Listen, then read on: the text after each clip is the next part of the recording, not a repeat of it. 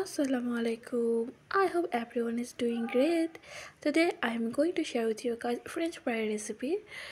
প্রথমে এখানে আমি বরফ ঠান্ডা পানি নিব যাতে ফ্রেঞ্চ ফ্রাইগুলো কাটার পরে এখানে ডিপ করে রাখতে পারি।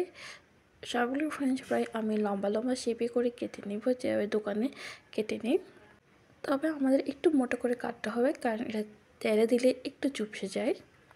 সবগুলো ফ্রেঞ্চ ফ্রাই দেওয়ার পরে আমরা একটা লিড দিয়ে কভার করে দিব, যাতে আধা ঘন্টা খুব ভালো করে রেস্টে রাখে।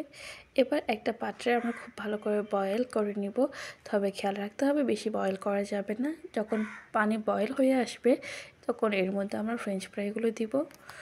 বয়েল হয়ে যাওয়ার পরে আমাদের আধা ঘন্টার মতো রেস্টে রাখতে হবে, যাতে পানিগুলো শুকিয়ে যায়। এরপর এখানে আমি 2 টেবিল স্পুনের মতো কর্নফ্লাওয়ার এবং একটা ম্যাজিক মশলা ইউজ করেছি, যাতে একটা ফ্লেভার আসে। আবার খুব ভালো করে মেখে নিতে হবে।